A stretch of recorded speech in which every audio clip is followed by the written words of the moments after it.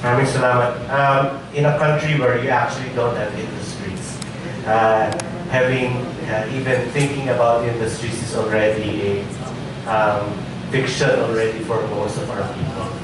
And it was really gratifying to read science fiction with a decidedly Filipino twist.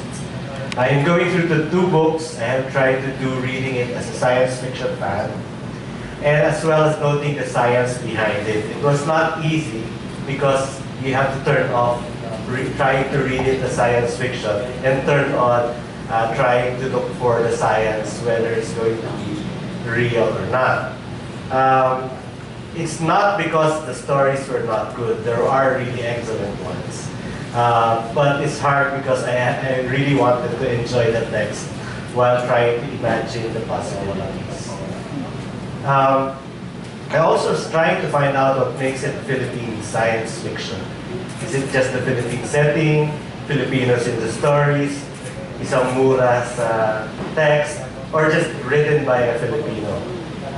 But let me address the scientific possibilities first.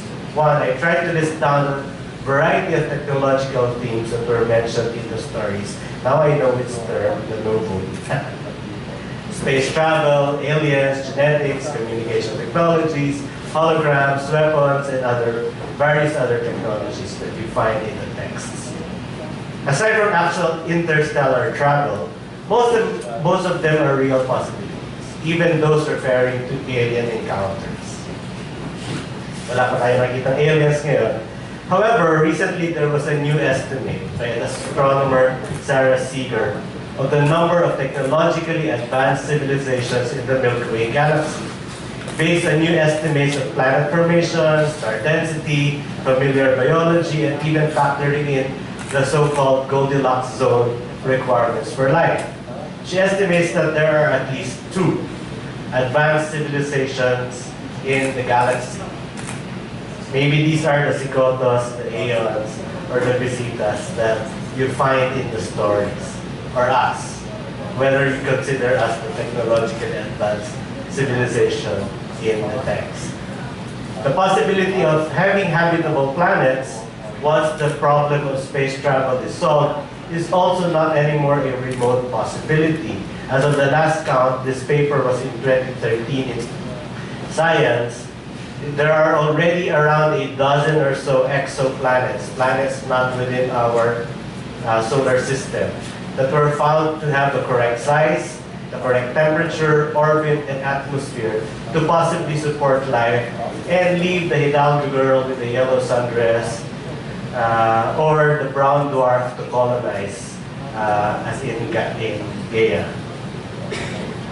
There are new telescopes, such as the James Webb Survey, that will surely increase this estimate because they're just using the Hubble telescope in that survey, and you already have a dozen or more or so planets that are Earth-like. Okay?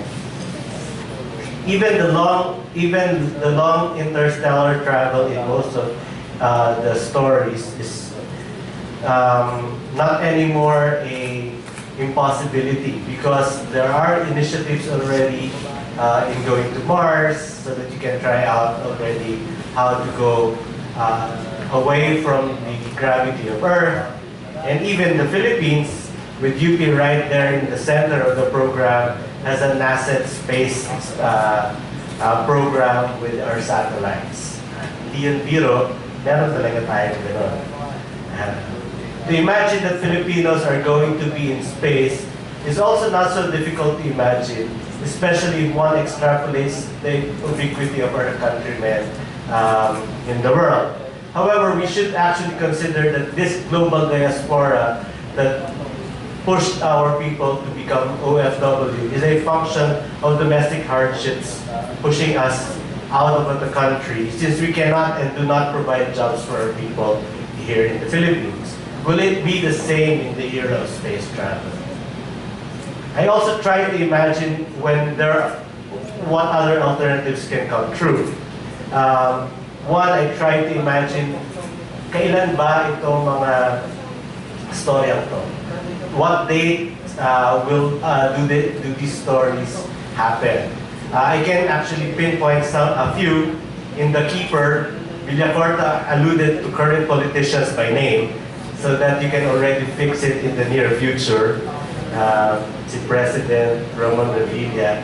So habang buhay siya, may possibility yung storya na yun. Pag namatay na siya, hindi. In Space and Enough Time, the author actually placed a number of 15 billion people when they actually started to become immortal.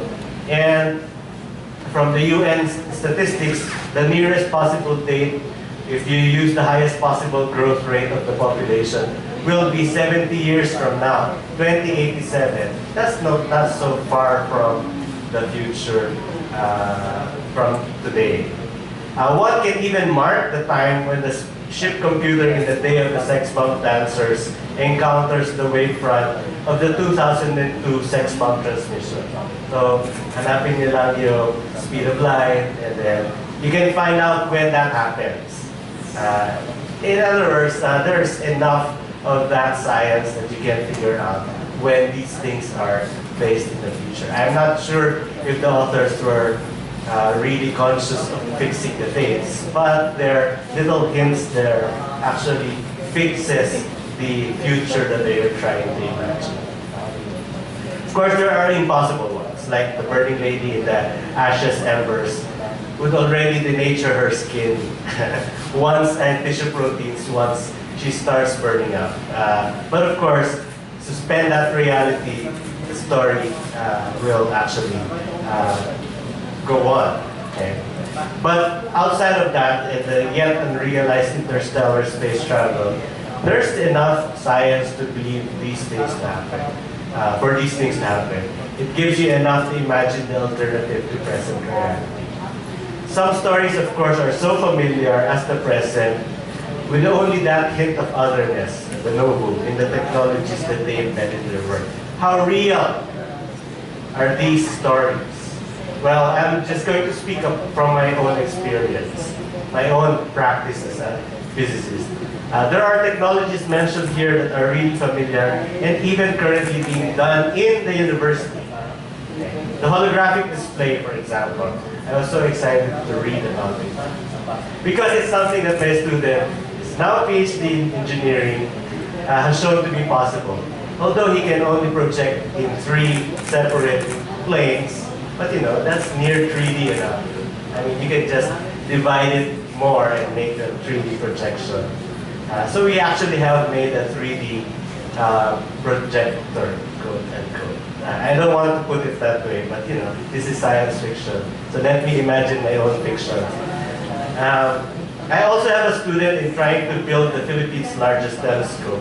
Still less than a meter, for monitoring near-Earth objects, so that we don't have to collide with asteroids, as one of the stories have. We do program and make robots in my lab as functional as they try to imagine in the stories. Of course, probably not as rewarding as the Romeo robot. One of my students have even programmed organic robots to move in the way we want, but this is only for Paramisha, so we're trying to make them move around and write my name. Hello, Dr. Tapang.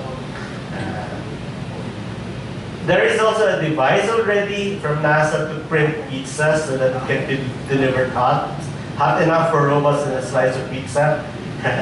And at my lab, we actually do play in using and building 3D printers for the centimeter scale up to the tenths of micron size. That's a fraction of your hair. Just enough to realize microfluidics for some chemical mixtures and making small structures for the things that we use in the lab. We also do explore storage options and how to efficiently compress large data sets, which might or might not include spaghetti pataas or spaghetti pababa. And so that one can save a scientific black room of yourself so that in case you get erased, you still have a backup. We also have a project to try and explore what is common in translations and where symbols become language so that we actually know how to compress these things efficiently. Even the blaster technologies are, we're trying to make lasers more efficient. So maybe that's the earlier version of the blasters that you have there. And even your voice command, of course, in your phones are already working so that you can have computer open and computer shut the door as you read in the stories. Of course, it's not as efficient, it's not working as efficiently as you would want right now. Yet the decidedly Filipino twist in the stories make it very familiar despite the yet unrealized technologies that were mentioned. OFWs, adobo, yaya, and the values that make us identified with the Philippines that are there. These situations actually are familiar if you have been away from the country for some time. I've been away in my postdoc, or you have an OFW parent, which I have also. So familiar, these stories are familiar in that sense, but they are also familiar even in the disasters, a la Yolanda, or the Great Quake that made Rizal. Of course, there's even the drug problem, and even DDS, the Dewey Decimal System. The EJKs, of course, still in Rizal, and the dystopian futures, some parts we are already familiar right now. But of course, this familiarity should also be a warning, because we should think hard. Will this still be part of the residual culture in that time, a la Raymond Williams? Once new technologies like space travel and aliens come in, tingin nyo matitira pa yung mga yan? Malaking pagbabago yun sa material structure ng lipunan. Will they be erased or replaced by some new emergent thinking if the material conditions already change? New media, new technologies have already changed us. But I guess this is why we need that kind of sci-fi writing, to make us imagine and to make us think hard what it is to be a Filipino and what will be retained once these material conditions change. I mean, will we always be forever OFWs? If there's space travel, or if there's aliens appearing in Baguio,